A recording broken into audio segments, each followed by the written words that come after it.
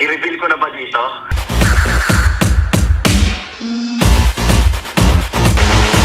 Who would have thought na aabot tayo sa ating 7th year? Pep Troika. Di ba? 7-year each. Yes, di ba? Ang kati-kati. After kaya nito, maghiwa-hiwalay na tayo. Uy, hindi. Walang ganon, no? Katok, mga Pepsters. Katok, mga Pepsters. Ito na po Yes. ang Troy Troika Katok! Anniversary month namin, kaya dapat na abang-abang lahat ng episodes this month. Anyway, anong bago? At syempre, blind item. Ay, ang agad-agad. Agad. Kaya-ayang blind item natin. tungkol Agad-agad. sa Kaya-ayang actress. Kaaya-ayang Oo. actress. Kilala na kahit paano ang actress ito dahil marami na siyang nagawang pelikula, TV project. Magaling naman. Ay, Bahala magaling ka. sagot. Bahala ka. Kumbaga, yung quality, bahala yan. Kung sa beholder, kung Maganda para ba sa'yo. siya? Basta kilala, kaaya-aya nga eh. Maganda ugali. Kaaya-aya Okay. ugali. Dahil, ano siya, madaling pakisamahan. Halabati. Approachable. Okay. Tapos Ito blind item mo. Ay, parang kaya-aya basta yung blind item. Pinapakisamahan ka na nga ng maayos. Oo. Sa isang showbiz event, Oo. nakita ni kaaya-ayang actress, isang veteran showbiz personality. Siyempre, kaway agad. Ang ganda ng smile. Chumika! Bumeso! Super chika si siya. veteran showbiz personality at alos. Kasi Tulali. veterano na siya. Hindi niya kilala. Hindi niya, pakiramdam niya, hindi niya kilala yung kumakausap sa kanya ng ang sweet-sweet sa kanya. Na parang okay. close talaga sila.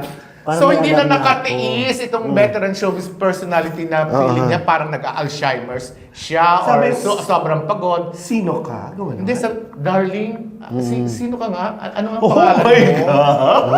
Oo. Parang hindi yata ganun ang pagtanong. O sige, ikaw ang Okay, ano basta okay, yung ikaw Ang alam i-acting. ko, saan na tayo nagkasama? Something like tama. that. Parang gano'n. Hindi, ang alam ko ginamit yung word na sino. Sino Oo. ka? So sinabi ng girl na Who kaya you? yung actress ang pangalan niya. Ah. Na-shock ang veteran showbiz personality. Dahil, nakasama niya sa bahay. Yung kaaya-ayang actress. Na hindi lang yun matagal. Parang recent lang, di ba? Basta, Parang nakasama niya kailan sa lang sila nagkasama. bahay. Parang wala pang isang buwan, nagkasama sila. tapos hindi na nila kilala. Hindi Hindi na agad nakilala. Ka-level ito nung singer dati, no? Na lola niya, hindi na rin siya makilala dahil nagbago-bago ng itsura. At least yun, matagal-tagal naman. Bago na siya ng lola. Di ba? Pero ito iba. Parang wala pa yatang 2 weeks silang nagkasama. Meaning may nabago sa mukha? Oo, hindi ko alam kung nagbago ba yung si personality o yung Oo, sabi na. baka nagka-dementia na si Mel personality, baka dementia na siya. So, na-shock si veteran Ang sama showbiz naman. personality. Baka naman yung actress, yung kaaya-ayang actress naman yung nagbago. May nabago. Hindi natin pinagtatawanan yung mga may demensya, ha? Pero ano yun talaga, yun itong comment talaga natin nandun sa actress na may nabago. So, walang Oo. dementia, walang Alzheimer's. Okay. Yung Si, si veteran personality. showbiz personality. Oo. Ito talaga na hindi mo na makikilala. Hindi niya namukhaan. May kwento din yan dun sa actress na yan, kaaya-ayang actress. Pag sinasabunutan sa eksena, iniiwasan daw kasi ang daming hair extensions.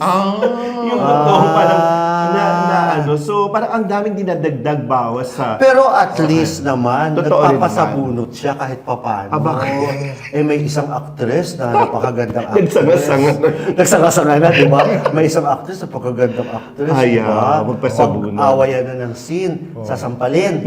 Okay, gagano na. Pagkapakat! Tumawa. Double. Double yung sasampalin, hindi siya dahil. Dahil ayaw na magpasampal. sasaktan. Ayaw niya Okay, magpasampal. sige. Pero ngayon yata parang okay Pwede na siya. na. Pero dati, nung kabonggahan ng kanyang, nung bonggang-bongga pa siya, Career, na may oo. mga attitude. Pero ngayon kasi bumait na siya ulit. Okay. Bumait na siya ulit! Oo. Kasi clue naman dito sa actress, kaaya-ayang actress na parang hindi nakikilala. Ay, kilala mo yan eh. Hindi, ang clue Kilala. nga. May Ay. billboard siya sa EDSA. Hindi ko rin siya Ay, nakilala. billboard. Hindi ko siya nakilala. Talaga? Pupunta ako dito sa office natin, meron. Oh. Ay, iba na naman ang itsu. Oh. Basta kaya-aya siya. Kaya, oo naman. Oo naman. Tsaka talented to. Bumawi naman, may talent naman. Oo. Ano pang clue? Wala na? Yung soft drinks. Ay. Oh, galing reality Soft shows. drinks. Ang dami ng Yun yung clue ko, clue. soft drinks. Okay. Okay, sige. And hindi na soft ang kanyang image. Oo. Uy, sandali mo tumatawag sa iyo. Ay, ayun na nga! Teka, wait lang. Naku, sandali, mag-i-interview Sandali, na. yan. Sa taping. Naku. Ay, wait lang ha. Naku, Naku, pera to, pera to, Day. May interview Pera tayo kay lang. Gerald Natungkol Podcast. kasi sino ba yan? Si Ay, Gerald sandali lang. Santos, may phone patch tayo. Ay, kung si Gerald Madrid yan, siguro kausapin mo. Ako, Sandali lang ha. Dali lang. Ako, tatawagan ko na muna si Gerald. Sandali. Ito na. Ito na, nagri-ring na. Tinawagan natin si Gerald. Ayun na. Hello, Gerald! Hello kay Jerry. Hello, Kuya Noel. Hello, Gerald. Kumusta ka? Nasaan ka ngayon? Ito, okay naman. Nasa somewhere private. Okay. At least, Nakabalikan na from Prosperidad, Surigao del Sur ba yun? yes, nakabalik na po ako. At ano yung ginawa mo ron? We just had an event. Parang it's a church community na tapos friend namin yung nag-invite si Sir Angel Buwan. So, we accepted yung yung invitation nila. Ayun. Nakita namin doon sa mga Facebook post mo parang at saka ng Manibor ni Doc na maganda yung mainit yung pag-welcome sa iyo ron. Actually, sobrang surprising kasi park lang places na to and na-surprise din talaga ako na ang init na pagtanggap nila sa akin doon. nothing controversial. So, bali ito parang tuloy ang buhay, tuloy ang trabaho, parang ganon. Yes. So, tuloy lang ang buhay, tuloy ang career natin, tuloy ang trabaho. Yes. Nakapag-recording ka, nakita ko na post mo rin sa Facebook may ni-record kang bagong kanta ba ito? Yes, may mga nirecord akong mga bagong kanta and i-release namin to very soon. Actually, isa naming gusto ko ni-record. It's gonna be medyo risky, I would say. Oh, why? Kasi medyo iba talaga to sa Gerald Santos na narinig nila before. Dahil? Even yung sa title pa lang nung kanta actually, may intrigue na sila. Ano na yung title game? I-reveal ko na ba dito? Oo, sabihin mo lang yung title. Sa susunod na yung kanta mismo. Okay, the title of the song is Hubad. Ay! Okay. Nako, eto pa. Intriguing. So, Oo.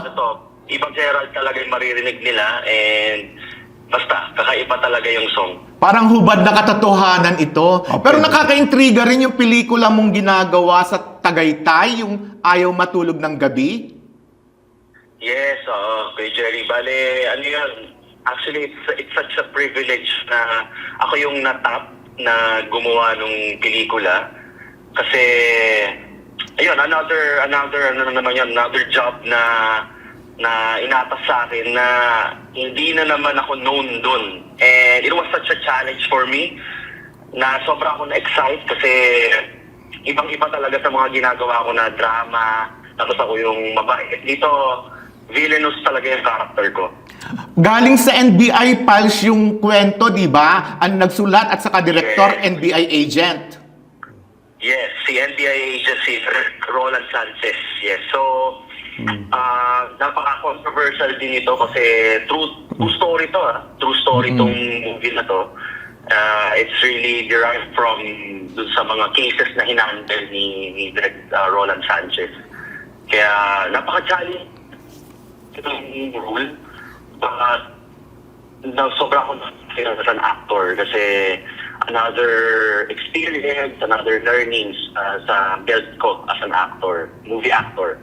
Ang galing kasi parang the whole theme is parang tuloy yung buhay ni Gerald after all the controversy and the cases, no? Nag-progress na yung kay Sandro, Gerald, na kaso, di ba? Parang they're going to court. Tapos, ano naman yung update sa'yo? Yung sa akin kasi, so, we've been in contact ni Attorney Malaya. Pinag-aaralan pa rin namin yung case. And actually, we got in touch with GMA to get yung resolution before. Okay. Nung naging resolution nila. So, ayan, we're gathering everything that we can all gather para sa case build up. So for now, it's really still not in court. So parang it's a case build up so far. Yes, still. Kasi, di ba, may dumagdag pa yung si Enzo Almario, di ba? Correct. So, ano yun, nakasama yun sa parang supplemental affidavits ko. Okay. Pero yung sa'yo, it's also rape, di ba yung ipa-pursue na case? Yes, yun ang yes. ipa-pursue. Yeah. Oh. Medyo maiba rin lang ako. Di ba parang malapit kaibigan mo rin si Rita Daniela, di ba? Parang Yes. nag-guest sa concert mo, di ba? Anong reaction mo nung... Nag-guest siya sa concert. Oo nga. Sobrang ako nagulat actually. Nagulat ako dun sa nangyari, but I support her. Kung ano man yung kanyang pinagdadaanan ngayon. And maganda yan actually kasi ang ganda na ngayon, di ba? Aware yung mga tao. Incidents, Correct. di ba? Nag-ano na agad. Report nyo na agad. Correct. Wala na yung fear, wala na yung stigma na, kailangan manahimik lang tayo kung pagka may mga ganyan, di ba? Kasi before, parang may stigma talaga eh. Pagka may ganyan, parang okay, ano na lang muna ako, quiet na lang ako. Correct. So ngayon, we can practice lalo sa industry natin na pagka may harassment, pagka may ginawa sa yung hindi tama, you report it sa right channels. Tama. Well, but ano yung safeguards mo sa ganyan, Gerald, if ever, no? If someone's put in that kind of situation, kasi yung pagrereklamo after the fact na yon, no? Pero yung how do you get yourself out of that particular situation? Ano yung pwede mong mai-advise sa mga taong pwedeng mapagdaanan yung parehong pinagdaanan mo or kay Rita Daniela or other people? Sa akin kasi, yung akin, mahirap talaga dahil I was a minor, I was so innocent, even si Enzo. So, talagang mapagsasamantalahan yung innocence. Sa mga adults, yung mga, kumbaga, yung kaya na nilang ipagtanggol yung mga sarili nila, kapag naramdaman nilang may something wrong, may red flag na parang, di ba, parang may mga sexual innuendos or may mga advances na physically, umiwas na din talaga. Umiwas na dito sa tao na may mga ganong ginagawa sa inyo. I-lessen nyo na yung contact sa kanila, mapa-chat man yan, mapa sa personal. Yes. And kapag talagang na-continue pa rin na kulitin ka, i-pursue ka, maybe that's the time na para, you tell somebody para may address yung nangyayari. Yung itong mga pinagdaanan mo ito, yung mga bumalik na trauma, nagabinto ba ito kahit paano sa, kumbaga, sa art mo, sa pagkanta, sa pag-arte, kumbaga napaghugutan mo kahit paano naka-inspire sa'yo? Yes, definitely, kay Jerry, kasi yun nga, sabi ko nga nun, even before nun, akala ko kasi parang, healed na, pero nung lumabas yun kay Sandro, tapos may mga details na sinabi dun sa kanyang case na similar sa akin. Kaya, nag-flashback sa akin lahat nung nangyari, nung mabasa ko yung nangyari sa kanya. So, parang yung sugat, parang nabuksan ulit. So now, in the process of healing uli, and nung nakaiyak ako sa Senado, tapos ito, meron akong na-sick na health. Ngayon, nag-provide ng abogado si Senator Jinggoy, si Attorney Malaya. So, mas naging maluwag sa dibdib ko ngayon na, okay, I can do something pala. Kasi before, hindi ganun yung mindset ko eh. Kasi siyempre, di ba, ako nga, tapos baguhan sa industriya, parang feeling mo wala kang backbone, di ba? At So ngayon, malaking kaluwagan talaga sa dibdib ko. Yung mga nangyari din. But at the same time, nabuksan yung sugat and now, nagagamit ko siya. Actually, nagagamit ko siya. Dito sa recent movie ko din na kumbaga nagagamit ko din siyang motivation. At merong yung community support sa'yo, di ba? Merong nagbigay na sa'yo ng award, yung pagkilala doon sa bravery mo na ilantad, ilahad yung pinagdaanan mo. Yes, merong mga ilan na nagbigay ng award, yung Icons of Change awards. Yun, it was surprising and it's really an honor, sabi nila, we support yung yung pinaglalaban mo. Yeah. And you are truly an icon of change kasi you want change sa industriya mo, sabi nila. So, we would like to give you this award. And Okay. of course, I obliged and accepted the award. It's truly an honor. Tapos, ayun, right after nung di ba, nung sa Senate, right after the store, meron din akong award na natanggap sa Taipei, sa Taipei, Taiwan. Yes, Yung Best Actor. Best Actor. Yeah, Best Actor in a movie musical. Ayun, after naman ng matitinding mga scenarios, may kapalit naman mga blessings na dumating. Nung bago ka mag-concert, nakapanayam ka namin, nakapagkwento ka tungkol sa love life mo. Pwedeng kumusta naman ang love life mo ngayon? Okay naman. We're going strong. We're really going strong right now. And how are you getting the support? What support are you getting from your partner now? Lalo na may pinagdaanan ka nga. Actually, mula nung mangyari yon, twice na kaming nagkita. So we really made it a point na makapagkita. She went home here, tapos So she's not based here? She's not Sa based US. Sa US. yeah, she's in the US. So ayun, yung support, isa yun na talaga makapagkita. And constant communication, syempre. Hindi mo mawawala yung constant communication. And I'm really thankful and grateful na I have a partner na very supportive. At hindi alam ni Noel na militar. Hindi ko kilala. Oo, Sino militar. yan? Militar yung girl. So, pala, as in, boss, lady boss, parang ganon. Yeah, Lady Boss. Oo. Baliktad kami. Sabi ko nga crash landing on you, pero siya si Commander. Galing. Buti may ganong support system ka na sa pinagdaanan mo. Grabe kasi yung pinagdaanan mo. But, ito nga, habang wala pang kaso, Gerald, would you know where Sir Danny Tan is? Nandito pa ba siya sa bansa? Or was there any don't attempt really at know. reaching out to you during that whole process? No, wala. Wala akong balita sa kanya. Never heard of him. No one really sent messages na okay, mag-reach out sa'yo or magsasorry man lang sa mga nangyari. Wala. Walang ganun. Okay. So, ako rin kasi habang wala pang kaso, parang anything can happen, di ba? Alam mo naman sa Pilipinas, parang ang daming pwedeng mga movements. But what's your message for him if ever?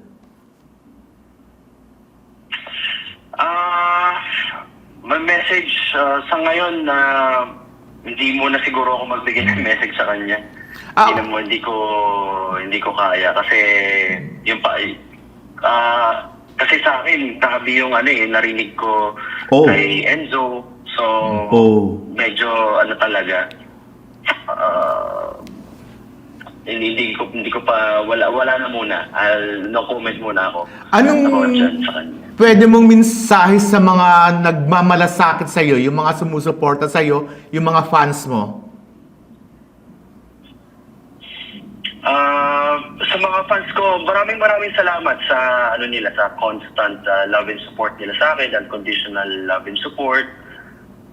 Kahit na ganito yung pinagdaanan ko, nalaman nila lahat, nandyan pa rin sila sa tabi ko. So nagpapasalamat ako dyan sa kanila. Yeah. At abangan ng hubad na na Gerald Santos, di ba? Abangan nila yan. Yeah. Abangan nila yan. Tapos, may upcoming concert din ako sa January. Abangan din nila Okay. yan. So, inline lahat yan.